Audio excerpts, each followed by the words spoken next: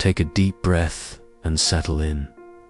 If you clicked on this because there's a younger person you can't stop thinking about, someone who appeared at the exact moment you were trying to focus on healing, building, and protecting your heart, this message is for you. Not to rush you, not to pressure you, but to explain something your spirit already suspects. Some meetings are not random, and some age gaps are not accidents. And before we go any further, if messages like this help you feel guided, grounded, and hopeful, take 1 second to tap subscribe right now, because the next few minutes may answer what you've been whispering to God in private. Now listen closely. When angels speak, it's rarely loud. It's not always goosebumps and dramatic moments. It's often clarity. It's often peace that doesn't match the situation. It's often a gentle inner knowing that says, pay attention. This matters.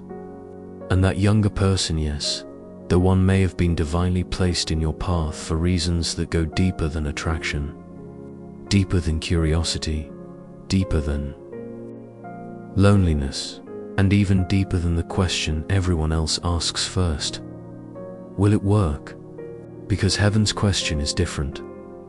Heaven asks, who are you becoming because of this encounter? People misunderstand divine alignment. They think it means everything will be easy. But divine alignment often begins with discomfort, because it pulls you out of old patterns. It exposes what you've tolerated. It challenges the version of you that's settled. It interrupts cycles you thought were permanent. Sometimes God doesn't send you what you want first. He sends you what will wake you up. And sometimes that wake-up comes wrapped in someone younger, not to make you feel powerful, not to make you feel desired, not to give you a temporary thrill, but to confront your heart with a new kind of mirror. Here's the first why. You need to hear that younger person may have been placed in your path to restore your ability to feel safe while being seen. After disappointment, after betrayal, after wasted time, many people don't lose love, they lose softness. They become functional. They become guarded. They become fine. They can pray, they can work, they can smile, they can help everybody else. But when it comes to romance, something inside them stays braced like a clenched fist. And then you meet someone whose presence feels uncomplicated. Someone who looks at you without the old cynicism. Someone who isn't carrying the same scars in the same way. Someone who listens like they still believe love is real. And your nervous system notices. Your spirit notices. A younger person can bring a kind of emotional honesty that older, more experienced partners sometimes bury under pride. Not always age doesn't automatically mean wisdom, but sometimes youth carries openness. Sometimes it carries curiosity instead of control. And if you've spent years feeling like you have to prove your worth, that you have to be impressive, to be chosen, meeting someone who appreciates you without you performing can feel like a holy interruption. But let's be mature about this, because this message is about motivation and marriage and your future spouse, not fantasy. Divine placement does not mean divine permission to ignore red flags. Divine placement does not mean you throw away boundaries. Divine placement does not mean you confuse chemistry with covenant. It means you slow down and discern what God is doing in you, through you, and around you. It means you ask better questions than the world asks. The world asks, are they hot? Are they rich? Are they obsessed with you? Heaven asks, are they safe? Are they teachable? Are they consistent? Do they honor God? Do they tell the truth? Do they take responsibility? Can they love you without needing to own you? Because the second why is this: that younger person may have been placed in your path to reveal your readiness for real partnership. Some people want marriage the way they want a title. They want the label, the photos, the celebration, the security. But marriage is not a trophy. Marriage is a daily covenant of character. And if you've been praying for your future spouse, heaven will often test your preparation before it fulfills your desire, not to punish you, to protect you. So ask yourself gently, when this younger person came near, what awakened? Did you feel tempted to rush because you're afraid time is running out?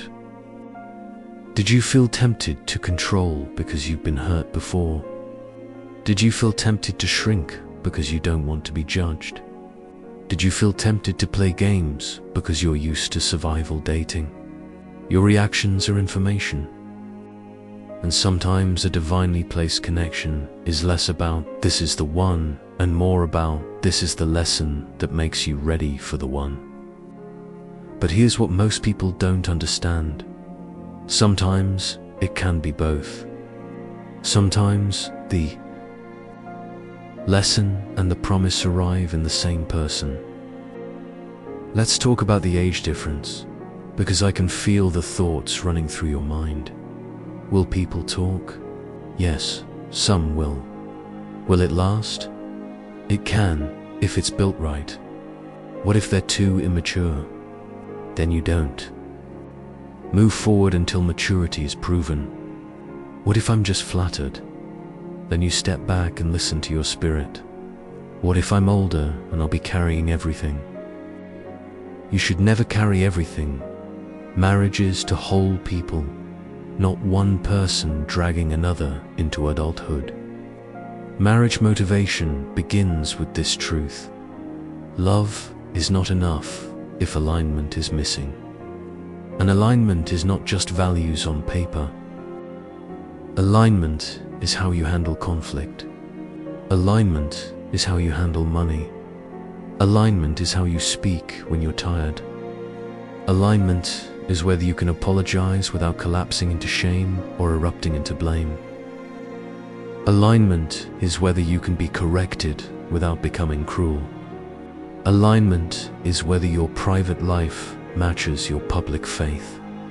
So if this younger person is divinely placed, one reason may be this: to show you that your standard is allowed. To be holy, not just high. Many people say they have standards, but they mean preferences. Heaven's standard is fruit, character, integrity, humility, discipline, kindness under pressure. Now here's the third why, and it's powerful. That younger person may have been placed in your path to reignite vision for the kind of marriage you actually want, not the kind you saw growing up, not the kind you settled for in past. Relationships, not the kind you fear you'll end up with if you don't pick someone quickly. Sometimes God sends someone younger because they haven't been fully shaped by bitterness yet. Their hope confronts your resignation. Their questions confront your routine. Their tenderness confronts your hardness. Their desire to build confronts your habit of enduring. You've been surviving. They came to remind you to live. But listen, this is where maturity comes in. Not every spark is spiritual. Not every excitement is alignment. Sometimes the reason you feel so pulled toward them is because your inner child feels seen. And that can be healing, but it can also become dependency if you're not careful. The goal is not to use a relationship to fix what therapy, prayer, and self-work should heal. The goal is to become healthy enough that when love comes, you don't turn it into an emotional crutch. So here is a marriage-motivated question. Can you love without needing them to rescue you? Can you commit without losing yourself? Can you build without controlling the outcome? Can you take your time without sabotaging the connection? These questions matter because your future spouse will not just be someone you like. Your future spouse will be someone you choose every day. A divinely placed younger person can also reveal something else: your leadership in love. And when I say leadership, I don't mean dominance. I mean emotional maturity. I mean being able to communicate clearly. I mean being able to set boundaries without punishment. I mean being able to say, this is what I need to feel secure and not feel guilty about it. If you are older, you might be tempted to overfunction. You might pay for everything. You might initiate everything. You might teach everything. And you might confuse that with love. But marriage isn't parenting. If this becomes a dynamic where you are raising them, it will eventually exhaust you and embarrass them. Divine placement does not build imbalance. It builds partnership. So if they are truly aligned, you will see them take responsibility for themselves. You will see them pursue growth. You will see them keep their word. You will see them respect your boundaries without sulking. You will see them protect your reputation, not test your patience. And if you don't see that, you don't demonize them, you simply slow down. You keep your heart soft and your standards firm. Now, let's go deeper. Sometimes the younger person is not placed in your path because they need you. They are placed because you need to remember who you are when you were loved correctly. Some of you forgot. You became the strong one, the provider, the fixer, the responsible one, the one who holds everything together. But you are not called to be the only pillar in your own marriage. You are called to be a partner. And when someone younger honors you, not just your beauty, not just your body, not just your image, but your mind, your values, your faith, your purpose, something inside you starts to relax. You start to realize you are not too much. You are not hard to love. You are not late. You are not behind. You are on time. And your story is not over.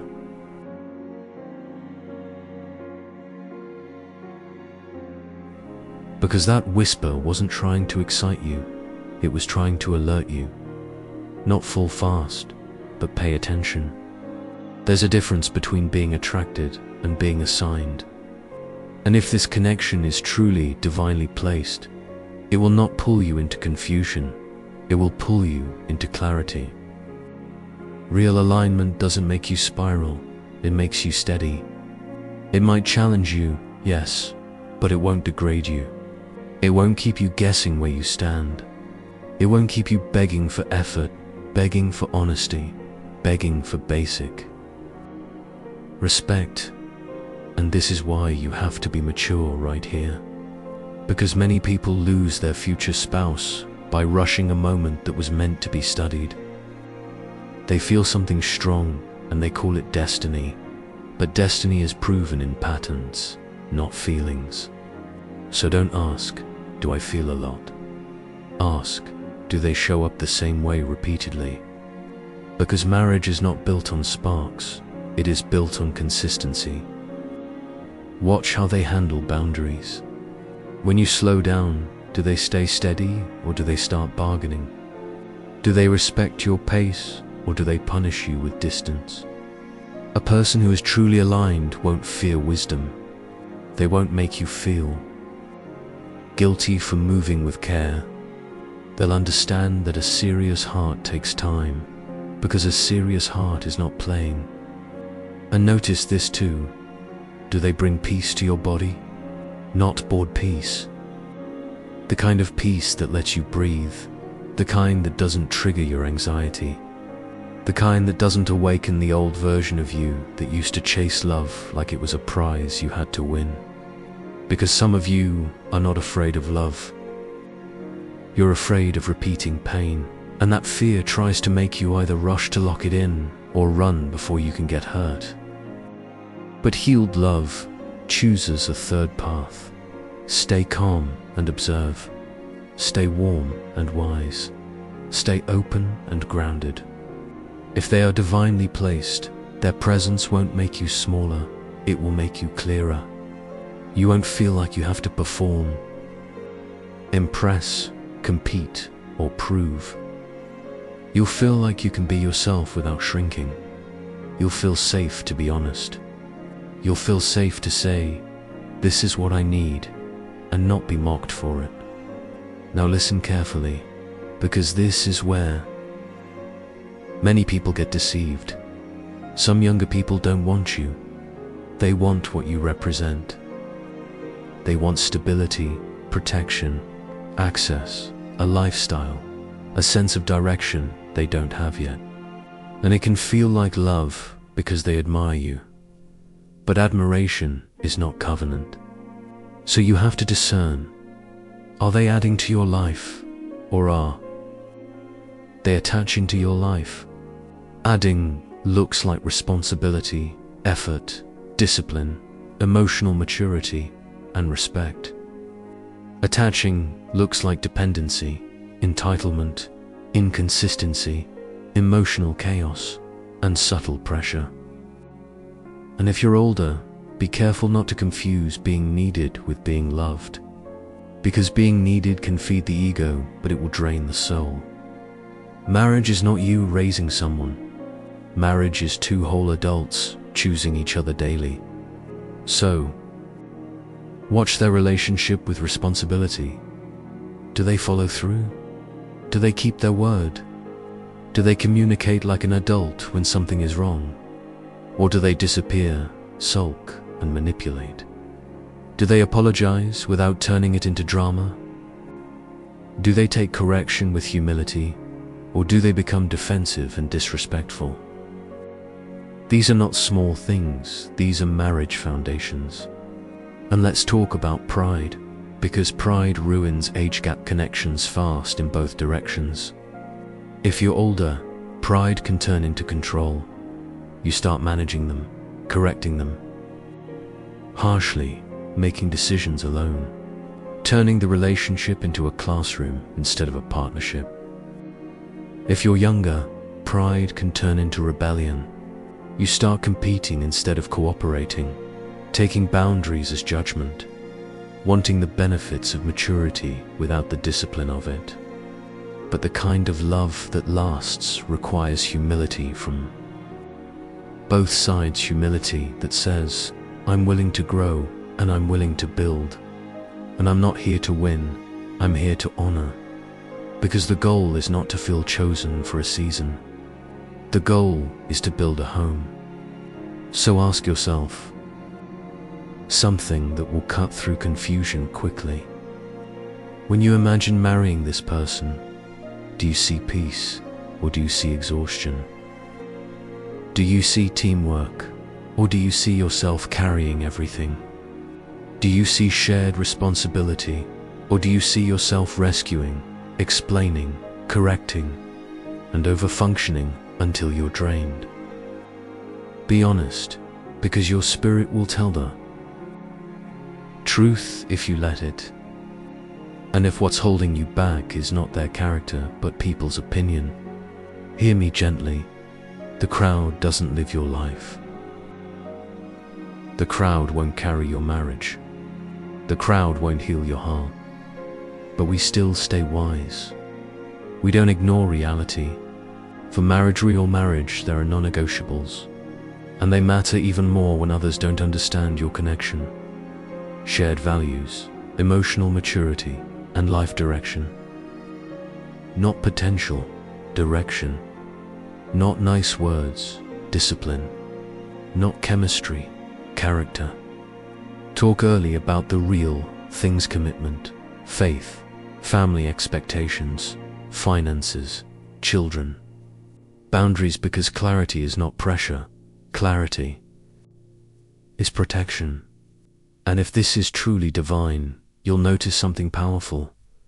The connection will pull you closer to your best self, not your old self. You'll want to pray more, not play more. You'll want to heal, not hide. You'll want to build, not just feel. And that's why this younger person may have been placed in your path not to distract you, not to confuse you, not to flatter you, but to teach you how to receive love without fear and how to give love without control. So you can recognize your future spouse by the fruit, not just the feeling, and move toward marriage with peace instead of panic.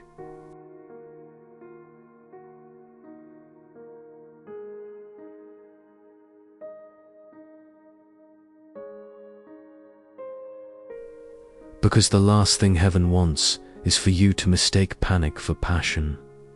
Panic makes you rush. Panic makes you settle.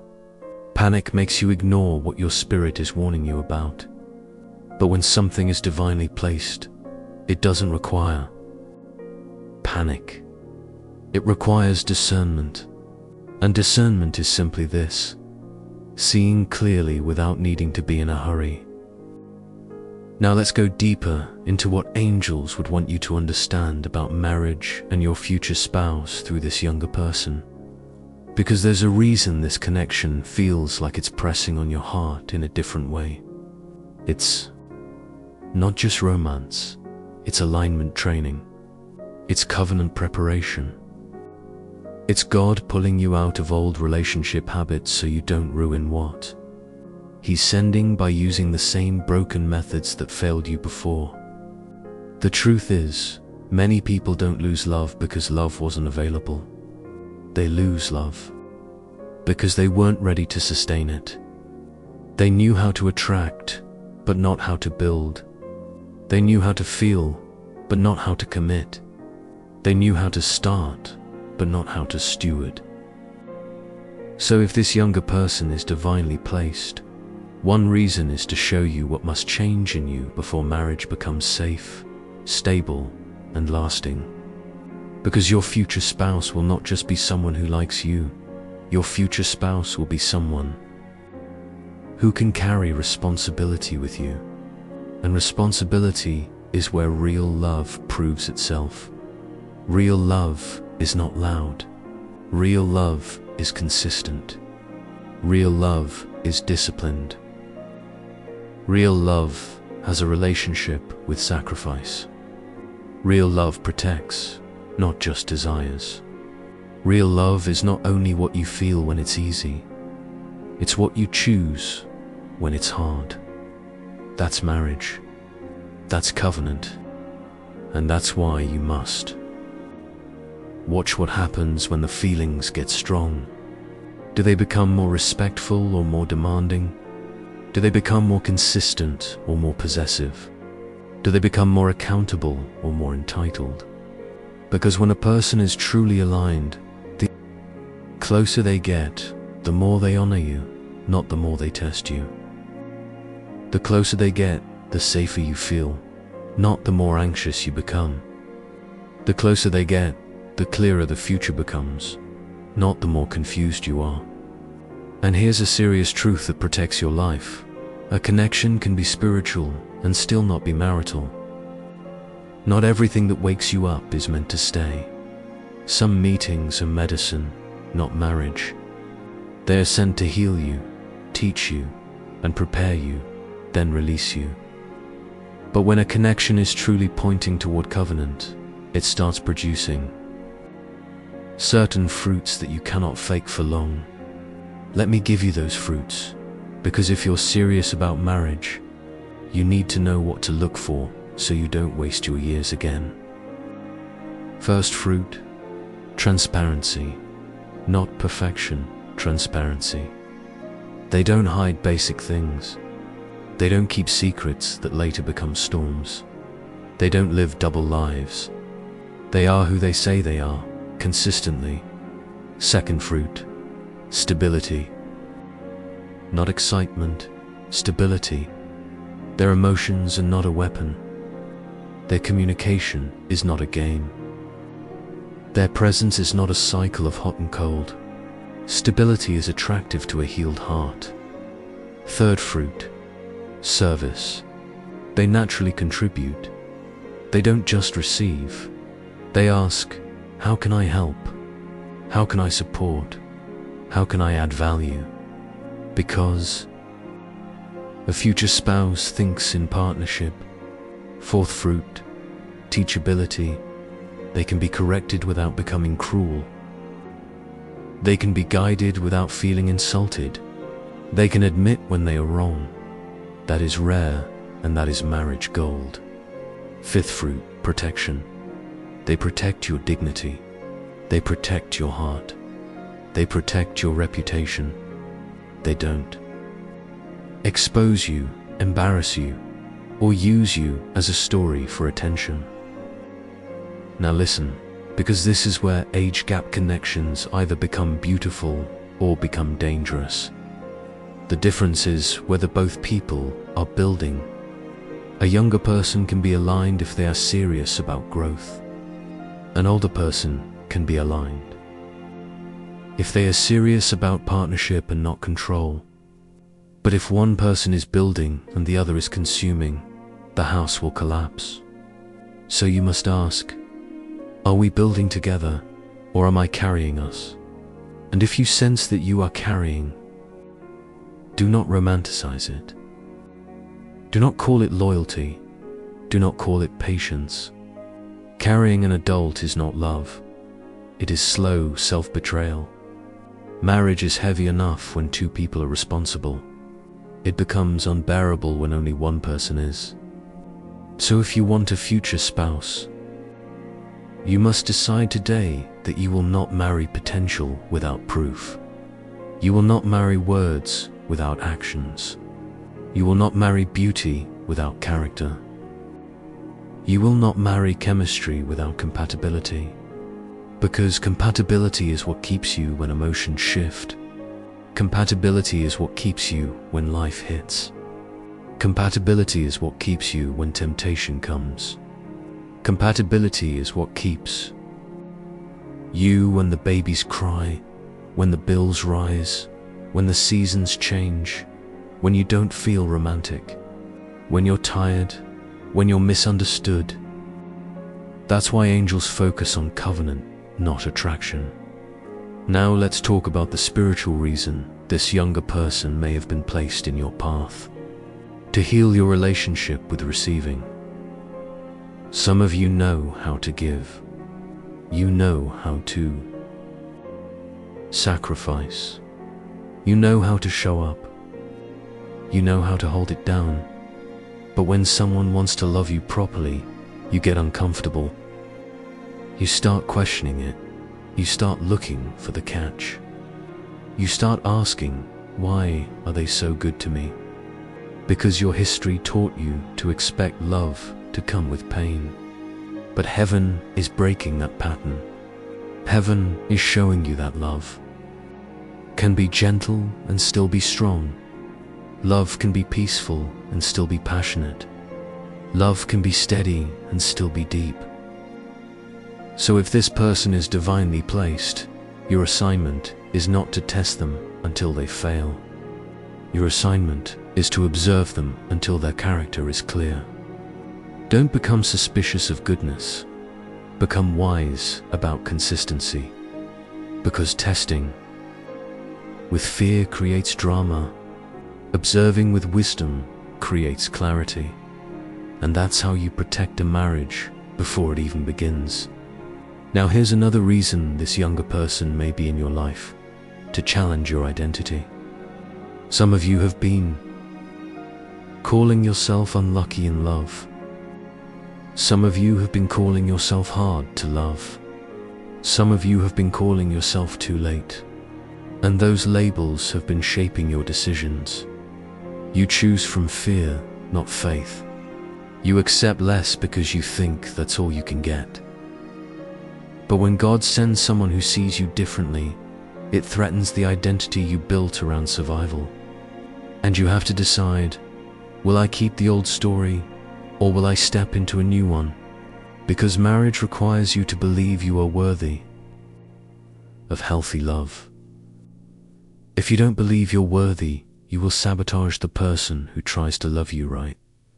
You will accuse them when they're innocent. You will withdraw when they get close. You will pick fights to create distance. You will demand reassurance until they are drained. Not because you're evil, because you're afraid. But fear cannot lead your love life anymore. Not if you want covenant. Not if you want legacy. Not if you want a home filled with peace.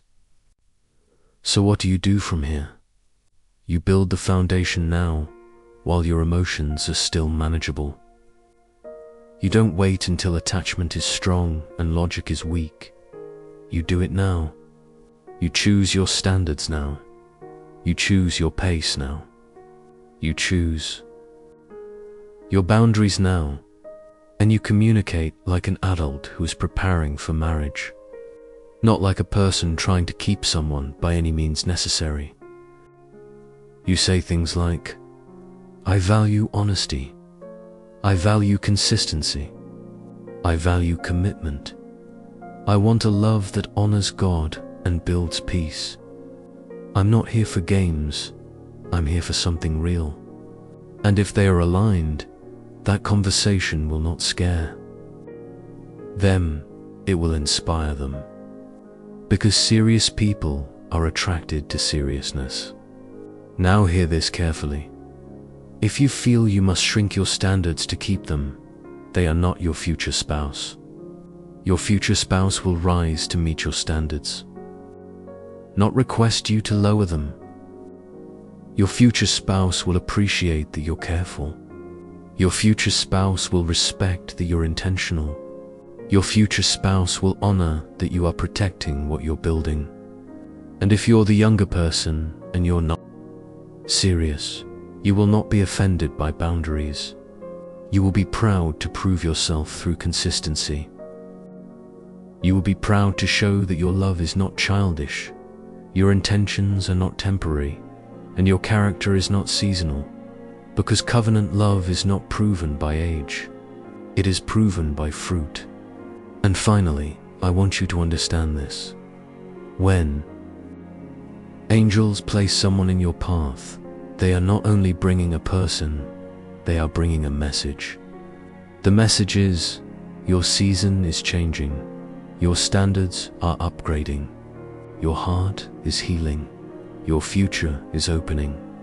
And the reason it feels intense is because you are crossing from old patterns into new possibilities. So don't rush, don't run, don't panic, and don't let other people's opinions drown out your discernment. Move with wisdom, move with prayer, move with peace. And as you move, remember the ultimate goal, not just a relationship, but a marriage that feels like home, a love that feels safe, a partnership that feels equal, a covenant that produces legacy. If you stayed with me this far, it means your spirit is hungry for real love and real direction. So before you go, make sure you subscribe, because we're building a community of people who refuse to settle, who choose healing, who choose wisdom, and who choose covenant over confusion. And I'll see you in the next message, where we keep preparing your heart for the future spouse God is aligning for you.